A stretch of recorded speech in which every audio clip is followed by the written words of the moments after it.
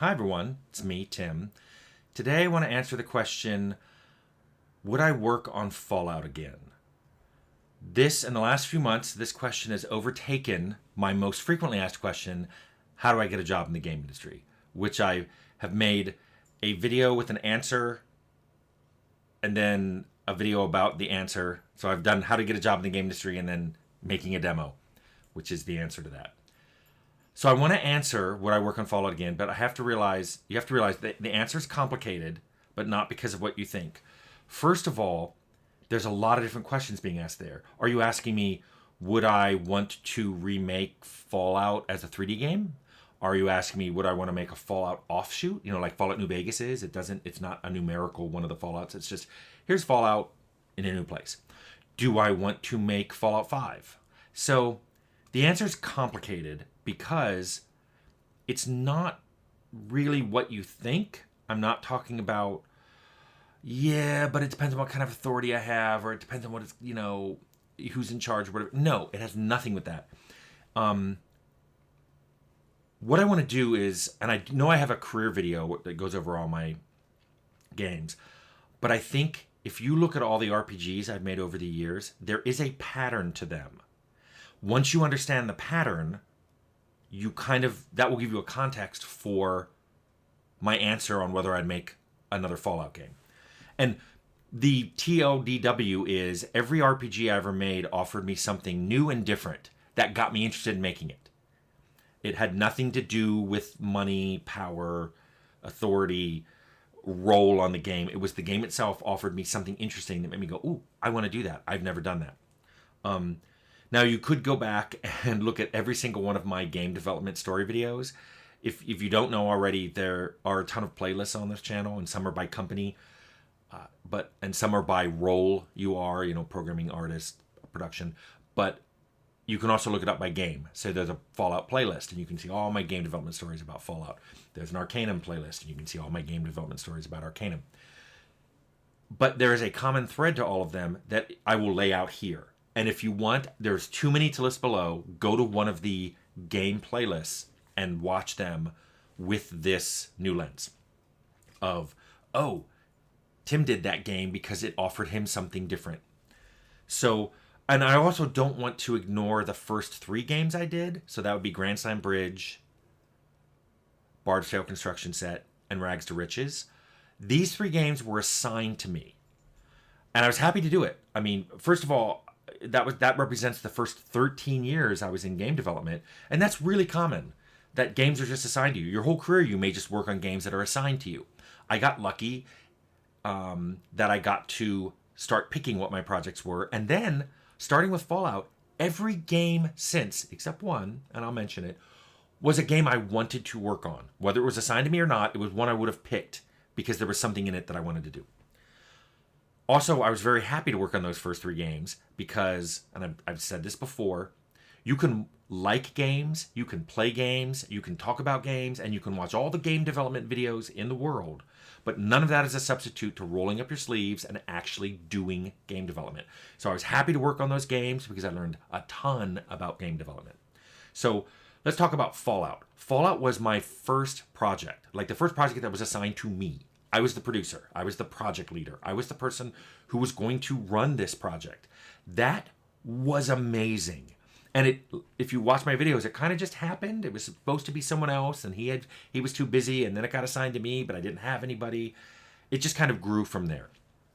I loved it. To me, this is my first project. I can grow it into anything I want, any setting, any story. I can pick the mechanics that are going to be on it. That was amazing to me. Funny, when I look back on it, there were still people at Interplay that came up to me and said, wow, you've only been here a couple years and you're already on your first project. To which I would reply, yeah, but I've been in the industry for 13 years. You can't claim that's fast. Getting your first project after 13 years isn't exactly a meteoric rise. So I loved working on Fallout. Watch my videos. I loved it. I loved the team. There was so much about that project. Everything just fell into being right. I mean, there were a lot of speed bumps too, but I want to make clear that the reason I didn't want to do Fallout 2, even before there were any issues towards the end, when it turned out, hey, this is a really cool game, we should start a second We should start a sequel. I was like, I don't really want to work on that. I told that to Fergus, and he assigned a new team, and they went off and running. And it was because I don't really like working on sequels. I've got a whole video about that. There was basically nothing about Fallout 2 that said to me, hey, you want to do this? It's really cool. I mean, you could spin it and say, hey, it's your first sequel. But I was like, I just spent 3.5 years working on Fallout. Why would I want to make Fallout 2? And just to say I put the money where my mouth was, when I left Interplay and EA offered me a job, a well-paying job, doing Wasteland 2, I turned that down too for the same reason. I just made a post-apocalyptic game. Why would I want to do another one? So when Leonard Barsky and Jason Anderson and I put together Troika, it was because we talked about it and we're like, hey, it's our turn to make a fantasy game. We really wanted to make a fantasy RPG. We hadn't done that. Of course, we put our own spin on it with the magic tech stuff, but that was what Arcanum was to me. It's like, hey, you're going to have your own company. You can make your own fantasy game. It can be anything you want. I've said one of the big problems with that is we didn't have an editor, so we all just shoved in every idea we ever had up to that point. Arcanum is very much a kitchen sink game because it's got just so many features in it. And because of that, some of the features are only halfway done. There's a lot of bugs, whatever. I still love Arcanum because it was my first fantasy IP. After Arcanum shipped, and we got offers from different things. I mean, I talked about what we were going to do with Arcanum 2 and Lord of the Rings. But when Atari came to our office and said, we want you to make a D&D game and you can pick what you want to do. And I was thinking, it's 3rd edition, which I like. No one's ever done Greyhawk. No one's ever done Temple of Elemental Evil, which I loved from high school. Maybe I get to talk to Gary Gygax, and I did. That was just too much. These are things you can do that are new and original that you've never done. I had to say yes. Now, when the Bloodlines offer came along to work on Vampire Bloodlines, that was great too. I mean, that would have been, and actually shouldn't say would have been, from Tim in 2001, it would have been my first 3D game, and it was. It also turned out to be the first game I ever made in a game engine that I didn't create. So Source was the first game engine I ever used, Valve's Source engine. It was interesting to see a game engine made by somebody else. And also, it was the first time I worked in C++. I knew it. I had been academically trained in it, but all my games up until this point had been in C with some assembly. So Vampire alone, Bloodlines, was a lot of firsts. First 3D game, first C++ game, first game in an engine I didn't make. That was wild. After Troika shut down and I cast about, I had fallen in love with MMOs. I've talked about EverQuest. I've talked about World of Warcraft. The idea of being able to go to Carbine and make an MMO was too attractive not to say yes to. It was sort of like, hey, I've done a lot of RPGs. Now let's do an MMORPG. Chance to learn about online games and how you handle having thousands of people on a server, how you handle, the front end for that networking code. Just it was writing AI that had to handle not just a few dozen creatures or a few hundred creatures, but literally thousands of creatures. I was like, I have to be part of that. Later, when I left Carbine and I was casting about for something to do, someone at Interplay or somebody at Obsidian who knew me knew that I wasn't looking for like, hey, where can I make more money than what I made at Carbine? Where can I be a director again? When they said, hey, would you like to come to Obsidian and help us out? He went, it's a console game. I had never made a console game. I started at Obsidian in 2011, so I'd been in the industry for 20 years. Or no, 2011. I'd been in the industry for 30 years. 30 years. 30 years. I had never, ever, ever made a console game. So I was really excited about that. Now, it turned out it was, in addition to Xbox, it was PlayStation 3. And I found the PlayStation 3 a challenging experience. But keep in mind, I'm not talking about challenge here. And I want to distinguish that. I'm not saying I kept looking for new challenges. I just kept looking for something that was different. Something I hadn't done before. I had never done console programming. So for me, South Park was an interesting game. Not because of the IP, which I did like. And not for the chance to work at Obsidian where about a third of the people there were people I already knew from Interplay. It was, hey, I get to make a console game. That was fun. And then when we were finishing up with South Park, and Josh and Adam had the idea to do a Kickstarter game, and that was what became Pillars. That was interesting to me. Kickstarter, what is this new thing? You can make a game without a publisher? Wow. Plus, they were going to do it on Unity, which had been floating around for a while. I had never done anything on it. There was an opportunity to code in C#, which again is something that I had been new for. Wow, I knew C# as far back as maybe 2005. So I'd already been doing stuff in C#. So when we started Pillars in 2014, that's almost 9 years of C# experience. But a chance to actually make a game with it, I had never done. And at this point, I should say, because I had done Source before, and now Unity was the second engine I was going to use, I would like to point out that you don't really know an engine until you make something with it. A lot of people have asked me about Godot. I can't really talk about Godot. I've looked at it, but until you roll up your sleeves and you make a game, you publish a game, I want to say, with an engine, you don't really know about it. Because I asked some of my industry colleagues about Godot, and I heard some horror stories about publishing having to do with localization, getting the game out in other countries, on different platforms.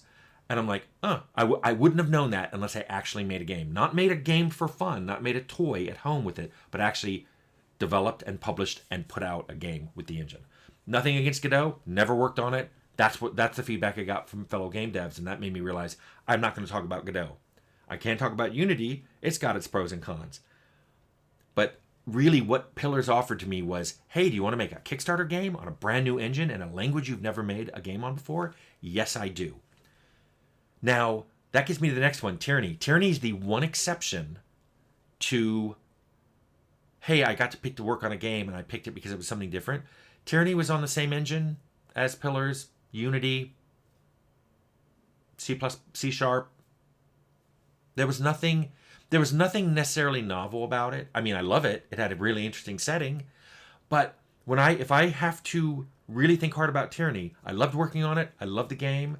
But for the first time in decades, I was working on something that was assigned to me rather than something that I picked, that I wanted to work on because there was a really distinct difference to it. Which reminded me when I was making Tyranny, I'm like, oh yeah, until this point, for 3 decades, I was really going to things that had something that, hey, here's something new for you to do. Tyranny was just, here's a bunch of skills I have. I know I can do this. Here it is. That was one of several reasons that The Outer Worlds was something I considered when they said, hey, do you want to be a director again? Because The Outer Worlds, it wasn't really being the director. It was, hey, do you want to make a sci-fi game? I had never really made a sci-fi game. You can argue that Fallout is sci-fi, but this was true sci-fi, spaceships, other worlds, true sci-fi, space opera sci-fi. And it was on Unreal, which I had never used before, that I evaluated way back when we were thinking about doing Bloodlines, before Source was the one that our publisher said, hey, you should use Source. So I'd evaluated Unreal in 2001, 2002, but this was an opportunity to use a much later, much more mature, very well-developed game engine. And it was interesting just for that reason. So that's kind of the context I wanted to give you, because now you understand. If someone came to me and said, you want to make a Fallout game? My answer is, well, what's new? I didn't even want to make Fallout 2. Why would I want to make a new Fallout game? What's different about it? And now you can see that you're literally asking me. You're not asking me a question about money. You're not asking me a question about power and authority. You're asking me a personal question with a personal answer, which is, would this be something I'd even be interested in doing because it's different? Now, some people are going to spin it into their lens of, well, aren't you just in a privileged position where you can say no to something because you don't need it? And I'm like, well, yeah. But a lot of people make those decisions all the time. If you decide not to work for a big corporation because it's not your style, or you don't want to work at a company that crunches, or you don't want to work at a company that has questionable ethics, you're making a decision of something in your life over the money. And I get people are always going to spin it that way of I guess it's nice you don't need the money.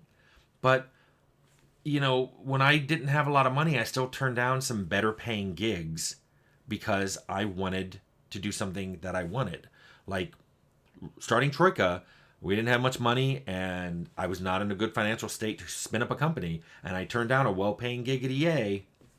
But all I can tell you is, I've been there. I've decided on money what didn't count as much as other things, even when I wasn't in a position to go, oh yeah, I'll be fine if this doesn't work out. No, I was going to be really screwed if it didn't work out.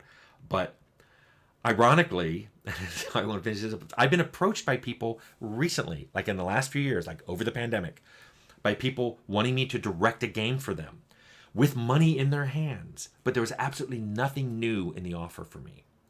And they tried to convince me, don't you want to make a new IP? Don't you want to be a director again? And I didn't know what to say other than I've been there. I've done that. Nothing you're coming to me with is new. And that isn't to say that, like, I was going to say, oh yeah, I'll work for you and now you can pay me peanuts. But it's more of, I'm not even interested unless there's something new and different there. Now, when we get down to the nitty gritty, I do want to get paid well. I've got the experience. I got the chops. I should get paid well. But that isn't what you're going to initially attract me into your proposal with. And one of the things I like telling the clients I'm working with now is I would not be here if I wasn't interested in this.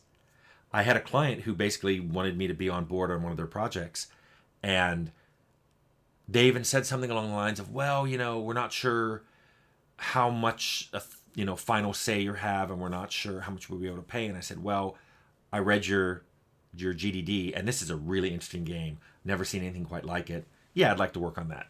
So that is just an example of where I am now. So when people ask me, would you work on Fallout? The very first question out of my mouth would be, what's new about it? And if you don't have an immediate answer, if you have to go, well, I don't know, we may put in a new perk. Yeah, I'm probably not interested. So that's probably as close as an answer you ever get from me on whether or not I would work on a new Fallout.